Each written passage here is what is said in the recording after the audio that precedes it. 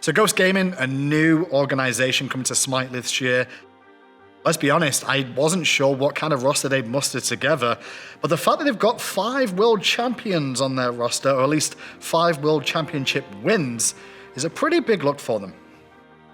So Ghost Gaming has all of these huge names, right? I mean, you've got world champions all over the roster, and somehow I just can't get that excited about this team. I just don't know how well they're gonna click. We have one every year, don't we? The super team, the all-star team that gets together in the offseason. I think it's Ghost this year because these are players that didn't necessarily play together last year, but that are all top in their role and could certainly just be another superstar team. But they don't always seem to come together, the superstar team. So can Ghost be the one that breaks that trend? I actually think so.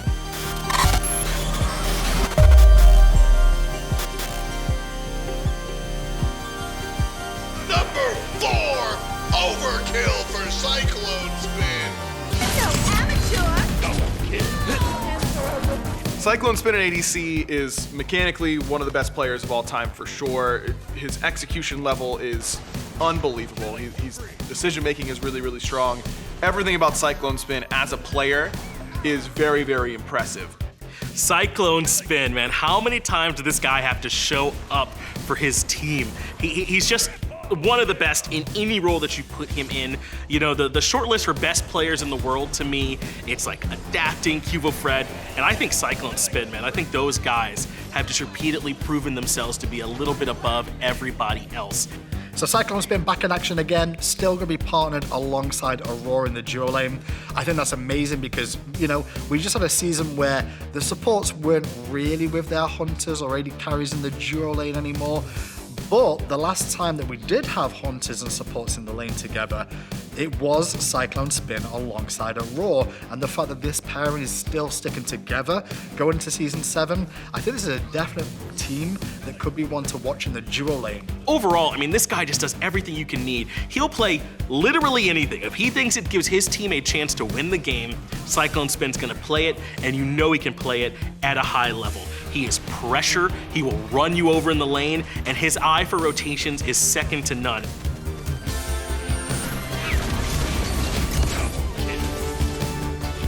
This team is one that's on paper already fleshed out and know how each other works. I think Cyclone, though, with how his last season went, he won't be happy with his final performances at the end of the season, and he'll be looking to step up in a big way this year if possible. But it really just depends how the meta dictates. Now, Cyclone Spin as an individual player, though, mechanically gifted, probably one of the best guys in the game at the moment, and that really comes from the fact that he's played multiple different roles and been very successful at all of them. Keep an eye on Cyclone Spin this year. He's the one that may bring out the odd pick now and again in that Hunter duo lane position that could surprise a lot of people.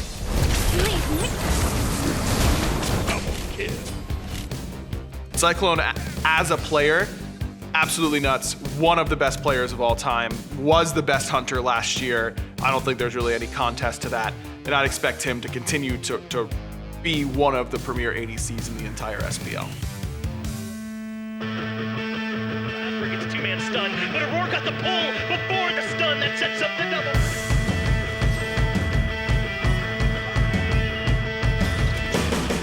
So Aurora, paired right back up with Cyclone Spin, his hunter from Splice, is back again as just one of the best in his role, right? Aurora is, I think if I'm drafting supports right now, I draft Aurora, number 1 as my pick. That's how strong this dude is as a player. I think he got shut down a little bit at Season 6 Worlds, but that's because he has the potential to win sets by himself. So Aurora, been around the scene for a while now. A lot of people recognize him, fun-loving support player. Definitely someone that likes to be creative in the meta from the support position, and also more than happy to play the aggressive gods, and actually plays the aggressive gods a little bit better for my liking than he does in his supportive defensive aspect. Aurora has easily cemented himself among the Hall of Famers in Smite. I mean, the dude, he's just a winner. That's the thing that comes to mind with Aurora. He's a leader. He works very, very hard with his team to try and get them into the right space to succeed. And then to talk about his leadership in the game as well. He's so often that voice for his team that's building everyone up, that's making calls on where they should go next. He's got a great mind for the game outside of it as well, talking about what kind of stuff can work. Just as far as an all-around player can go, being great in-game and out of game as a leader, I think Aurora is that entire package that you could want. He's going to be an impact player this year. He is every year. Keep your eyes on this guy making the play. Aurora is the type of guy that if you're too worried about what the rest of the team is doing, Aurora is going to win you the game by himself. He's going to win his team the game, I should say, by himself. He's that level of impact. And I'm excited to see how his playstyle is going to adjust with this new meta that we'll see in Season 7. Aurora is probably one of these players to watch out for this year on this Ghost Gaming team to see what he does in terms of direction with this roster.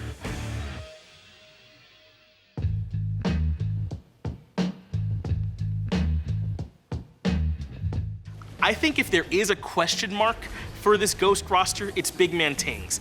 And maybe that's unfair, because on E-United last year, he actually did play really well, showed us that he could play the Raijin, the Agnis. He had some great highlight reel plays on the Agni last year too. So he certainly has shown us that, but I don't know if he's shown me that he's an elite player. Big Man Tings is the one not world champion on the roster, number one for Ghost Gaming. And number two, the one that doesn't have this insane level of star power to the name. And it looked like Season 6 was going to be the year that he gained a lot of that star power. And I think he did gain a lot of respect from other pros and adulation from the fans. I wonder how he's going to fit with this team. The fact that these guys around him have all won world championships and have selected him to be their mid laner, they can really see some ability on this guy. Flexibility in the mid lane, plenty of God selection available to him. His God pool is pretty wide open, but he's also pretty good at the niche picks that we don't see too often in that role too. A potential to be 1v1, I'm excited to see what he turns to do here, because I think he's going to take a lot of direction from what Adapting and what Aurora are going to give to him. But even if Big Man Tings just plays as well as he did in Season 6, which was great, then I think this is a scary roster. So maybe that's on me for not giving him quite that elite tag just yet, but I think that he's played really well, and I wouldn't worry about him costing this team's games. It's just that if they need him to be an individual playmaker that gets things done on his own, I don't know if he's consistently done that across his career just yet. Maybe this is the year where he's poised to prove me wrong and ascend up to that next level. Let's go! Coming up, Quadra kill for Adapting could start off the season right with the pen.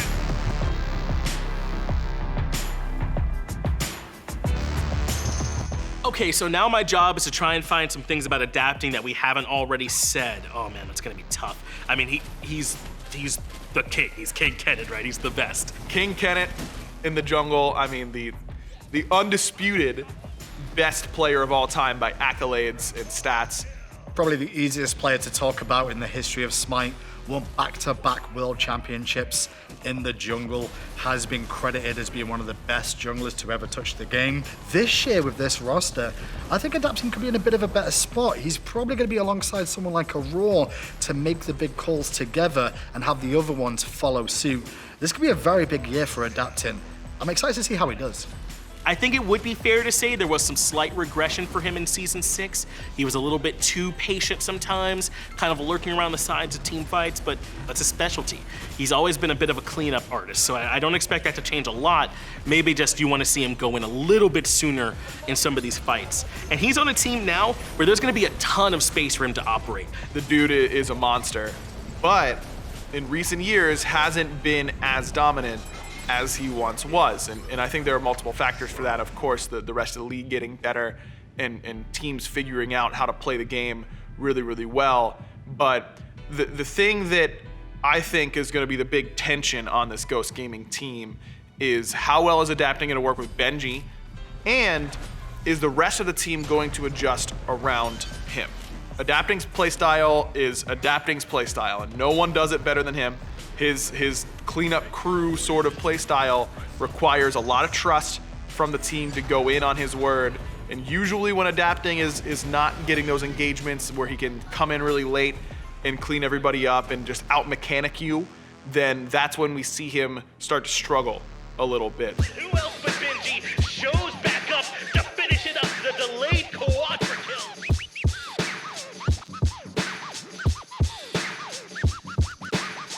So BENJI's been around Smite since, the early days. 2015 was his first time in the league on Legion of Carrots, of all things. But he progressed through the years and actually won a world championship once upon a time.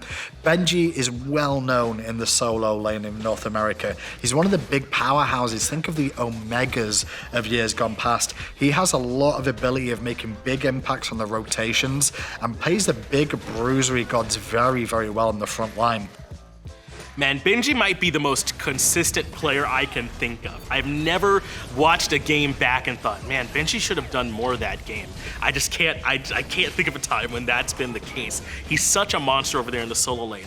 And I thought last year was one of our most competitive solo lane pools we've ever had. I mean, even Space Station, when they were near the bottom, I mean, they had Aquarius, right, as their solo laner, and he's a beast. So even in such a competitive pool as we had last year, BENJI still stood a little bit above everybody else. He's someone you can never write off, or he will just win his team the games. BENJI was insane last year. I think that he hasn't really fallen off at all.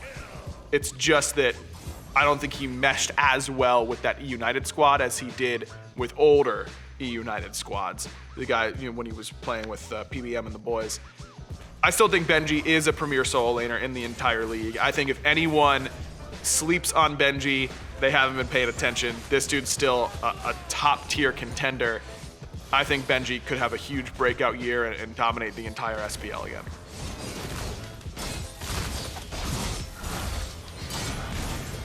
I think BENJI's got a really good team under him this year. He's just going to have to work on his decision making and what's going to happen in terms of him and adapting together when I say decision making. Because having a new jungler alongside you, especially a European one, could really change things up for him this year. BENJI's just gonna pick whatever punches you in the mouth the hardest, and he's gonna punch you in the mouth all game long, and you have to try and come up with some kind of answer. For me, he's like the anchor for the team in the best possible way. Instead of dragging them all down, he gives them this consistent point that you know is always gonna perform on the team, and I expect BENJI to absolutely do that again here in Season 7. Especially because there weren't a ton of changes to how solo lane's gonna be playing. He'll be able to get right back in and do business as usual.